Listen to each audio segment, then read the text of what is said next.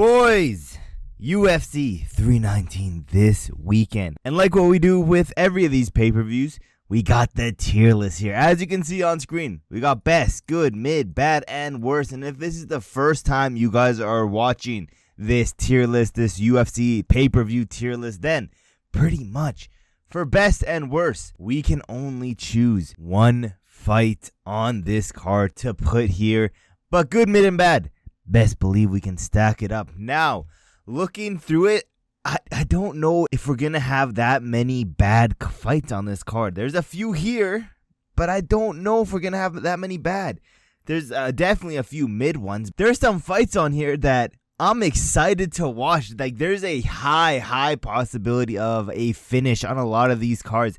If you guys didn't watch my prediction videos or in my rare locks videos, go watch that after this. With that being said, starting in random order, somehow we got into the opener of the entire card. Very short notice fight between Albi Idris versus Joseph Morales.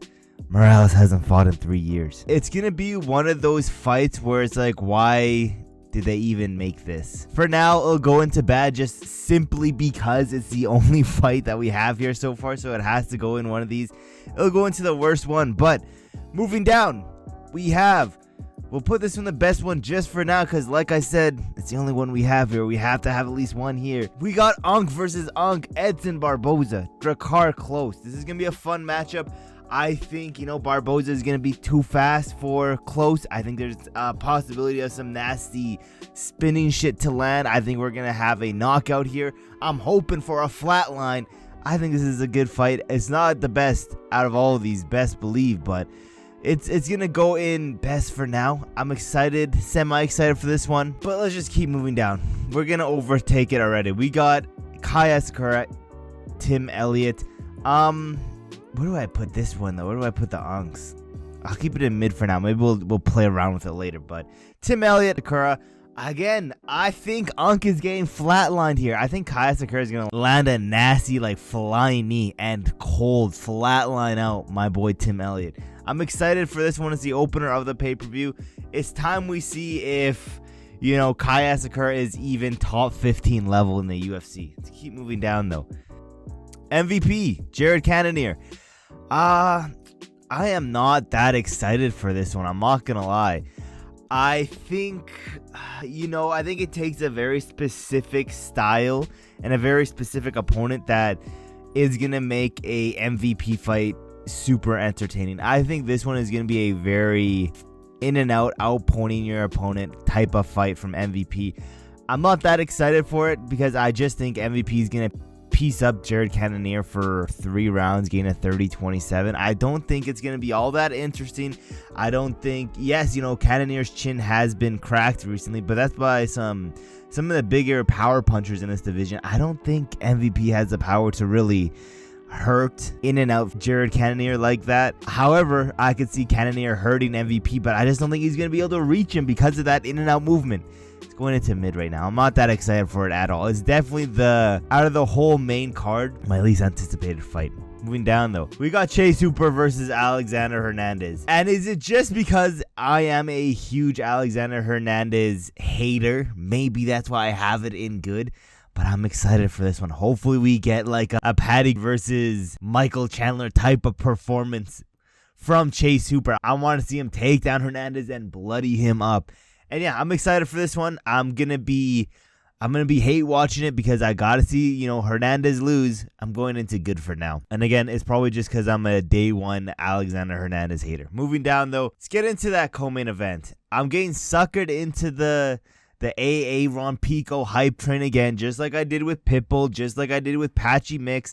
And I'm only excited to watch this because I need to know, did I get suckered in again? Did I get finessed? Did I get scammed? Am I an 80-year-old grandma getting finessed by these telemarketers yet again?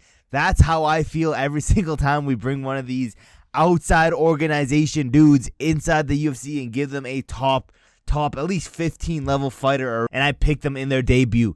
That's how I feel. I feel like I low-key got schizo here because I've seen this shit get played out before. Like I said, just this year, we had Patchy Mix.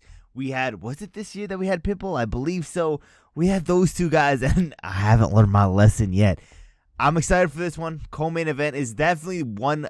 It honestly might be the weakest co-main event we've had this year on a pay-per-view. But I'm still excited for it. Moving down, though, that excitement ain't lasting that long. Because Carlos Prates' Geoff Neal is outside the main event. Which I just spoiled it, but outside the main event is my most anticipated fight on this card. Mainly because it's two strikers going at it and somebody is getting folded like a lawn chair in this fight. Mark my words. And yeah, you know, your boy just likes a nasty highlight reel knockout. So that's why it's up here. Let's fill out some of this section now. I'm going to move these guys up because it's just a bad matchmaking. Again, half of this fight hasn't fought in 3 years. What the fuck are they doing in the UFC? Karine Silva versus Diana Barboza. Is it the worst fight on this card? It's between these two, and surprise, surprise, it's the women's MMA fight, but it's either Jessica Andrade or Loopy Godinez, or it's going to be the Silva versus Barboza fight. Which one is worse? I am honestly leaning towards this, even though this is a ranked fight, and that's simply just because both these girls are ass. You know, these two have some skill to them. Andrade and Loopy Godinez both have the fight IQ of a squirrel with rabies. So honestly, I think it deserves to go here. Now, is there any bad fights? I'm trying to look here, and other than these two, I don't know if there's that many bad fights. I'm looking, we got 4 left, and I think I am going to do this. Put that there, and yeah, I like this. Moving down to another mid fight. GM3 versus Michal. I'm not going to try to pronounce this dude's last name because I sound like I have, because I sound like I'm having a stroke, but it's a mid fight, Am I mad about it? No. Am I excited that much about it? Not really. I'll put it at the tail end of mid because I'm not that excited for it. I don't really care about the outcome. The outcome doesn't change much for either of these dudes other than possibly one of them gets cut, but I don't think they would cut GM3. If anything, they would cut Michal if he loses this fight. Am I gonna be that mad if I accidentally miss this fight? No. Let's keep moving down. Bobby Green versus Diego Ferreira. It's a good fight. Ankh versus Ankh. Again, someone's getting slimed out here, and it's a good fight for Bobby Green. We're not giving him like a up-and-coming contender. We're not giving him a dangerous highlight reel finishing machine. We're giving him another Ankh, but don't get it wrong. This Ankh can crack, and I think he's going to put down Bobby Green again. But it's a fun fight. I'm excited for this one. This is the opener of this is the main event of the prelims. Excited to watch that one. We got 2 left. One of them is going to be, like I said, DDP versus Chimaev. One of the most anticipated title fights, if not the most anticipated title fight this year. That's finally happening. Praying that this dude can make weight and we don't get him sneezing 3 times in a row because we know what happens there. But moving down the 5th and the final fight on this card, I think this is going to be, I'm going to put it mid. I want it to be good. Bryan battle versus Nursulton Ruziboev. It's mid, and it's simply because it's at middleweight. And I don't think Bryan battle is a middleweight. I think he's going to look too small out there.